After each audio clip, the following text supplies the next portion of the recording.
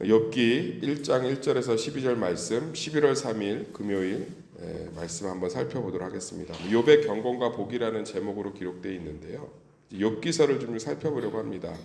욥기서는 우리가 너무 잘 알죠. 잘 안 읽어봤을 수도 있겠지만 한 40장까지 가까이 되는 방대한 성경이니까, 그리고 이게 어떤 스토리 중심이 아니라 고난에 관련된 치열한 새 친구들과 함께 논쟁하고 나중에 하나님이 이해하기 어려운 그 우화들이나 얘기들 쭉 꺼내시면서 창조 질서 얘기하시면서 욥에게 답변하고 있는 장면이기 때문에 우리 머릿속에는 딱 그것만 기록되어 있어요.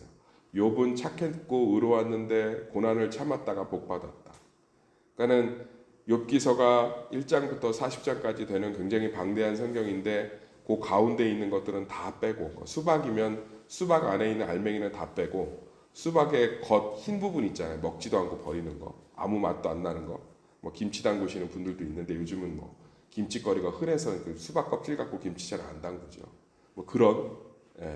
그런 거죠. 실제로 욥이 고난을 참았다가 인내해서 승리했다는 것들은 저한테 이제 배우셨으면은 머릿속에서 싹 끄집어내셨으면 좋겠어요. 욥기서를 이제 쭉 살펴보면 욥은 고난에 대해서 가장 많이 저항한 사람이에요. 참은 사람이 아니고.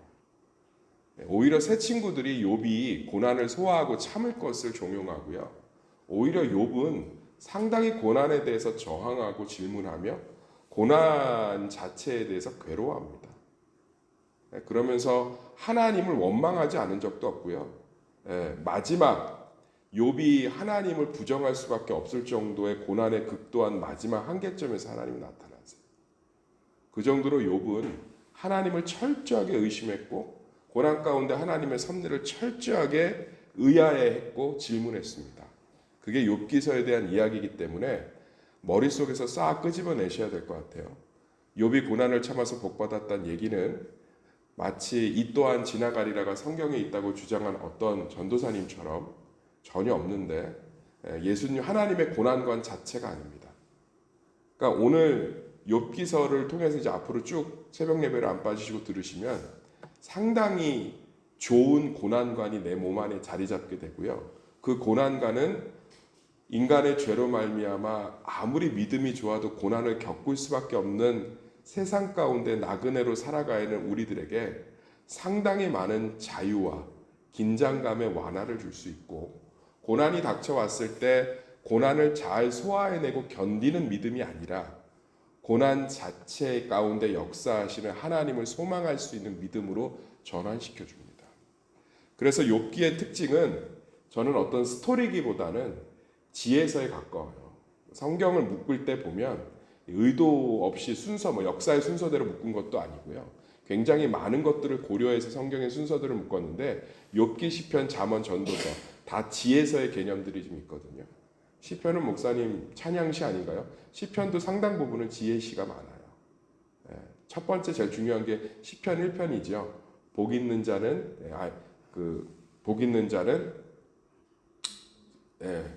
저희가 있다는 거, 그걸로 시작하잖아요. 그것들처럼 지혜서가 있는 것처럼, 지혜서로 시작하는 것처럼 욥기, 시편, 잠언, 전도서 자체가 이 지혜에 대한 이야기들, 스토리들로 쭉 이어가고 있습니다. 그러니까 욥기서도 단순히 욥이라는 사람에 대한 이야기들을 어떤 정황적이나 우리가 알고 있는 교리적인 부분으로 단순히 해석하는 것보다는 지혜적인 면으로 접근하는 게 좋아요. 예를 들면 이 세상에 의인은 없고 하나도 없다고 로마서에 써 있는데 욥은 완전한 자라고 써 있잖아요. 그러니까 욥이 완전한 자가 되니까 우리 가운데 의문이 생기는 거죠. 욥이 완전한 자가 아닌데 모두가 죄인인데. 그게 아니라 욥이라는 완전한 사람을 통해서 고난 자체의 순수한 이유를 욥기서가 드러내고 있는 거죠. 그 다음에 욥이 사단이 천사들 가운데 같이 있다든지, 아니면 하나님이 사단에게 어떤 욥의 인생을 가지고 어떤 거래를 하는 듯한 모습, 이런 것들이 단순히 우리가 알고 있는 전반적인 신학적인 영역 안에서 이루어지는 이야기가 아니라 우화적이고 상징적인 하나님의 공의와 심판, 하나님의 사랑과 은혜와 고난에 대한 하나님의 답변을 극대화시키기 위한 배경이라고 이해하시면 돼요. 그러니까 우리가 영화나 이런 것들은 굉장히 사실적으로 묘사되는데 그래서 막 현실과 혼돈하기 힘들잖아요. 영화가 끝나면 너무 사실적이어서 그 감정이나 여운이 오래 남잖아요. 그렇지만 연극이나 뮤지컬 같은 걸 보면 과장되어 있잖아요.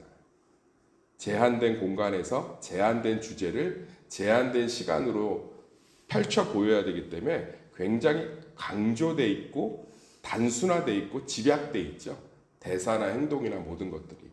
마찬가지로 욥기도 하나님이 우리에게 주시는 고난에 대한 이유와 목적을 드러내시기 위해서 욥이라는 인물을 통해서 하나님이 드러내고 있는 거기 때문에 우리가 너무나 욥 자체나 욥의 어떤 배경들에 집중하기보다는 하나님이 우리에게 주시는 고난 자체에 대한 하나님의 지혜가 얼마나 놀랍게 담겨 있는지를 살펴보기를 간절히 소망합니다. 쭉 배경을 좀 설명할 수밖에 없어요. 그리고 욥의 세 친구들이 이제 쭉 나오는데 욥의 세 친구들을 욥과 대척점에 이르고 있거나 아니면 욥은 칭찬받고 욥의 세 친구들은 저주를 받았다는 개념으로 이해하는 사람들이 있는데 그것도 잘못되었습니다. 욥의 세 친구가 하나님 앞에 나중에 꾸중을 듣지요. 그래 저주를 받질 않아요. 근데 욥의 세 친구가 고난에 대한 잘못 설명을 했기 때문에 하나님께 꾸중을 받은 것 못지않게 욥도 꾸중을 받아요. 그러니까 믿음이 좋았던 욥이나 또는 세상의 고난관을 대표하고 있는 욥의 세 친구나 하나님이 고난에 대한 갖고 있는 지혜에 도달하지 못했다는 거예요. 그걸로 이해를 하셔야 됩니다. 그래서 욥의 세 친구가 주는 그런 고난에 대한 또 이 어려움과 이 고통에 대한 답변들 역시 상당히 탁월해요. 내가 정금같이 나오리다 이거 욥이 얘기한 게 아니고 욥의 친구들이 얘기한 거예요. 그걸 욥이 받아갖고 묵상한 거죠. 그러니까 실제로는 욥기서 전체 안에 흐르고 있는 다양한 이야기가 우리 삶에 있는 다양한 작고 크고 여러 가지 모습에 이해할 수 없는 뭐 간단하죠. 왜 나는 기도하는데 하나님 응답치 않지? 언제까지 이 일을 하나님께서 그대로 두실까? 뭐 이런 것들이죠. 그런 것들에 대해서 하나님이 전체적으로 치열하게 이 부분에 대해서 우리들에게 답변을 해주시고 있는 욥기서 자체가 하나님의 사랑 그 자체죠. 예. 하나님의 사랑의 그 자체죠. 고난에 대해서 인간이 실현에게 내버려 두는 것이 아니라 고난에 대해서 아주 탁월하게 어느 종교의 경전도 욥기서를 이길 만한 고난에 대한 탁월한 변증이 없고요. 이 욥기서 자체가 모든 지구상에 있는 고난에 대한 탁월한 하나님 앞에서의 하나님의 지혜를 드러내주고 있는 거죠. 단순한 희망을 가져서도 안 됩니다. 욥기서가 끝나면 나는 고난을 아까도 얘기했지만 소화하고 고난의 원인이 명확해짐으로 말미암아 그것들을 잘 이겨낼 수 있을 거라는 것도 욥은 고난에 대한 지름길을 얘기해주는 책은 아니에요. 그건 차라리 복음서가 낫습니다. 예수님이 나의 죄를 위해 고난을 위해서 죽으신 그 사랑을 느끼시는 게 낫지. 아까도 얘기했지만 욥기서는 하나님의 이 우리 가운데 있는 고난을 주관하시는 하나님의 놀라운 지혜, 그것을 인간이 고난 가운데 있는 인간 또는 고난이 없어도 고난을 바라보고는 인간이 절대로 이해하고 도달할 수 없는 하나님의 놀라운 지혜 영역이 있기 때문에 이것은 단순히 고난에 대해서 유익을 주는 책이 아니라, 그래서 고난 가운데 있으면 욥기서를 읽어보라고 그러는데 최악의 처방을 내리는 거죠. 욥기서 읽고 나면 고난 당하는 사람들은 굉장히 힘들어집니다. 원인이 분명하지 않기 때문에 하나님의 창조 질서 안으로 고난을 끌어들이고 있기 때문에 상당히 쉽지 않거든요. 그래서 오히려 고난을 당하실 땐 복음서를 읽는 게 좋습니다. 예수님이 고난 가운데 우리들의 질고를 감당하신 것들을 읽거나 이사야서를 후반부를 읽는 게 낫지. 그래서 욥은 굉장히 어려운 책이기도 하지만 우리에게 고난에 대한 지혜, 하나님의 운영에 대한 세상을 고난 속에서 통치하시는 하나님의 놀라운 손길을 경험하게 해주는 놀라운 지혜서입니다. 이 지혜들을 통해서 고난 가운데서 하나님의 놀라운 은혜들을 경험하시기를 간절히 소망합니다. 그러면서 이제 몇 가지 얘기들을 쭉 살펴보고 있는데요. 그 중에 대표적인 것들이 욥이 굉장히 축복을 받았다는 거죠. 욥은 의로운 사람이고 아주 재산적으로도 큰 은혜를 받았다는 거예요. 여기 뭐 대표적인 것 중에 3절에 보면 소유물을 쭉 나열하고 있잖아요. 양이 7,000마리요, 낙타가 3,000마리요, 소바 500결이요, 암나귀가 500마리라. 암나귀 500마리면 어마어마한 부자예요. 이게 암나귀는 거의 벤치거든요. 암나귀가 우리가 생각하는 것처럼 뭐 그렇게 나귀라고 생각하는데 이 당시 나귀를 탔다는 건 벤츠 탔다는 거예요. 그러니까 벤츠가 500마리면 500대잖아요. 어마어마한 부자예요. 동방에서 최고의 부자예요. 그러면 서방의 최고의 부자 누군가요? 이 당시는 서방은 거의 야생 짐승들 살고 있는 상황이었어요. 섹스피어가 그런 얘기 했잖아요. 기독교가 유럽에 전파되지 않았으면 유럽은 지금도 원시 시대처럼 살아갔을 거다. 그 정도로 이 불모지였고 동방이 문화의 중심이에요. 여기서 최고의 부자라는 건 지구상에서 최고의 부자라는 뜻이에요. 그러니까 뭐 어마어마했던 사람이죠. 그리고 여기 보면 자녀들도 화목했던 것 같아요. 그의 아들들이 자기의 생일에 각각 자기의 집에서 잔치를 베풀고 아들들도 다 잘 됐다는 뜻이에요. 판검사 되고 병원장 되고 다 잘 된 거예요. 우리는 욥의 잘됨 앞에서 내 잘됨을 얘기할 수 있는 사람이 없을 정도로 욥이 잘 됐고요. 그 다음에 누이 3명도 생일 때마다 왔잖아요. 이게 무슨 얘기냐면 가족들이 아주 화목했다는 거예요. 이 고대 근동의 문화에서 여자들이 시집을 가면 다시 오기가 쉽지가 않습니다. 절대 못 오죠. 우리나라도 뭐 지금은 싹 사라졌지만 조선시대 뭐 출가 외인이라고 그래서 시집 간 사람이 어떻게 자기 처가를 와요? 못 오죠. 이 당시 더 심했죠. 근데 생일 때 왔다는 건 아주 가족이 화목했다는 거예요. 그리고 이 생일 파티나 이런 명절이 끝나고 나면 이 아버지가 정결례를 따라서 예를 드리잖아요. 그것은 이 집안의 믿음이 좋았다. 그러니까 우리가 꿈꾸는 완벽한 사람이 욥이에요. 믿음 좋고요, 부자고요, 자녀들을 다 성공했고요, 그 다음에 화목했고요, 가족들이 다 뭐 큰애는 믿음이 좋은데 작은애는 믿음이 없어요라는 고백할 필요가 없이 믿음이 다 좋은 거죠. 그런데 고난이 시작됩니다. 고난이 시작돼요. 이것은 고난이라는 것이 어떠한 분명한 인과관계에 의해서 발생하는 일이 아니라는 거예요. 여기 이제 쭉 읽어보면 사탄은 고난을 인과관계의 문제로 끄집어내려고 굉장히 애를 씁니다. 보실래요?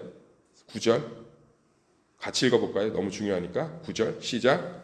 사탄이 여호와께 대답하여 이르되 욥이 어찌 까닭없이 하나님을 경외하리이까. 욥은 그러니까 사단은 끊임없이 고난의 문제를 인과관계가 명확한 것으로 설명하려고 해요. 네가 기도 안 했으니까 응답이 안 온 거야. 네가 매달리지 않았으니까 하나님이 안 주신 거야. 네가 죄를 지었기 때문에 벌이 내린 거야. 네가 사랑하지 않았기 때문에 변하지 않은 거야. 사단은 고난에 대해서 굉장히 명확해요. 그러니까 딱 던지잖아요. 부자고 받았으니까 죄를 안 짓죠. 걷어가면 죄를 짓습니다. 그런데 하나님은 이것에 대해서 사단의 시험에 대해서 일단은 침묵하시거든요. 나중에 이제 나타나시기까지는 침묵하신단 말이에요. 이게 우리가 볼 때는 사단이 하나님 같아요. 고난의 원인이 명확해야 하죠. 그래서 수많은 사람들이 고난의 원인을 명확하게 해석하기 때문에 다 자기가 끌어안고 사는 거야. 실제로 고난 앞에서 믿는 사람들이 하나님의 창조 질서, 하나님의 지혜와 섭리 가운데 툭 던져놓고서는 그 안에서 사실은 자유하는 것보다 인과관계의 설명을 명확하게 붙들고 있어요. 사실은 고난의 주관자 끝까지 자기인 거예요. 사단이 아담과 하와를 어떻게 넘어뜨립니까? 하나님처럼 되고 싶게 만들잖아요. 고난의 주도권을 자기가 쥐고 있으니까 원인이 명확해야 되는 거예요. 자기가 창조자의 위치로 올라가는 거라고요. 내가 이걸 안 했기 때문에, 내가 이걸 해서, 내가 이 선택을 했기 때문에, 내가 이 선택을 안 해서, 내가 이것을 지켰기 때문에, 이것을 지키지 못했기 때문에 명확하잖아요. 하나님은 근데 뭐라고 그러죠? 13절에 시작. 여호와께서 사탄에게 이르시되 내가 그의 소물을 다 내 손에 맡기노라. 다만 그의 몸에는 내 손을 대지 말지니라. 사단이 곧 여호와 앞에서 물러가니라. 뭐예요? 인과관계가 네가 생각하는 인과관계가 분명한지 한번 던져봐라 이러잖아요. 대신 뭐예요? 생명은 건들지 마라. 이것은 뭘 의미하죠? 죽기까지 패도된다 뜻이 아니고요. 고난 자체가 하나님의 철저한 통치 가운데 있는 거예요. 고난 가운데서 하나님의 통치 가운데 있는 거예요. 사랑하는 성도님들, 이제 쭉 살펴봐야기 때문에 오늘 다 얘기 드릴 수는 없겠죠. 고난 특강이 아니니까. 우리가 분명하게 알아야 될 것은 우리의 고난은 단순한 인과관계에 의해서 벌어지는 사건이 아니라 하나님의 놀라운 통치 가운데 일어나는 하나님의 놀라운 섭리 가운데 시작점인 줄 믿습니다. 욥기 자체가 아까도 얘기했지만 고난의 위로를 주지 않아요. 고난의 지혜를 주기 때문에. 그래서 우리가 분명하게 고백해야 될 것들은 이런 것들이죠. 그러니까 뭐 예를 들면 어떤 인과관계가 명확하면요, 이혼할 수밖에 없어요. 인과관계가, 고난에 대한 인과관계가 명확하면 이혼할 수밖에 없죠. 처남사하고 어떻게 평생을 살아요?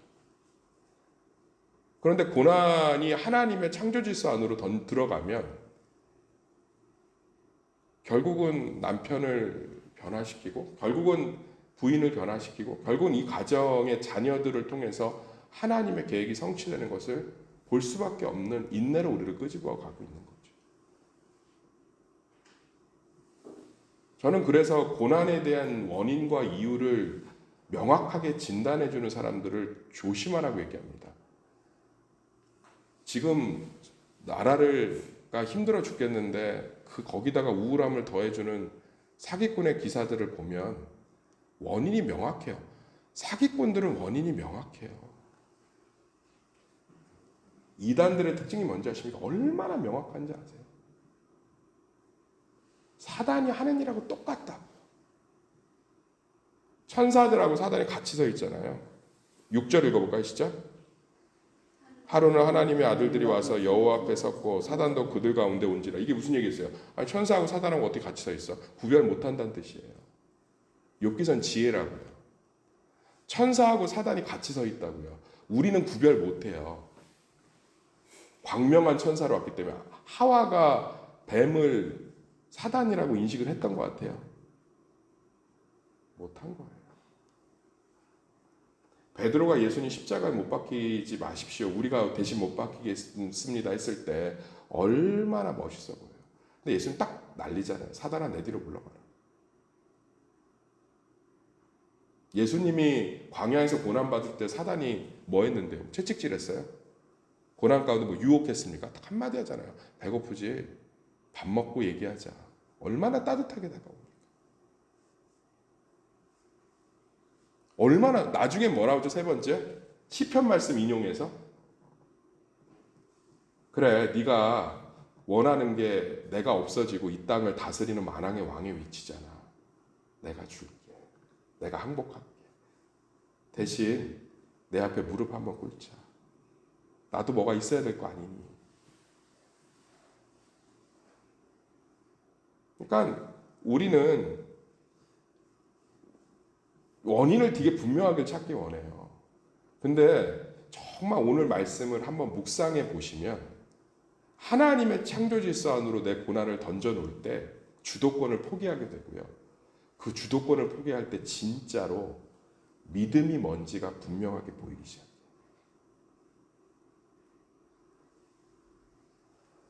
그래서 저는 고난은 뭐 우리 믿음을 자라게 할 거다. 고난은 뭐 축복의 새로운 면모다. 고난은 우리를 성장케 한다. 고난은 뭐 우리의 연약함을 드러내는 통로다. 수많은 얘기들로 할 수 있겠죠. 그 지혜들이 다 나와요. 욥기 안에. 다 나오지만 본질적으로 우리는 다양한 고난 앞에서 하나님을 인정하는 고난의 주도권을, 원인과 이유, 그 결과가 분명한 인과관계 속에서의 이해가 아니라, 납득이 아니라 내 수준으로 이해할 수 있는 영역으로 끄집어내리는 고난관이 아니라 철저하게 하나님의 섭리 가운데로 깊게 더 들어가는, 더 그런 고난의 지혜들이 욥기서를 통해서 우리 가운데 경험되어지기를 예수의 이름으로 축원합니다.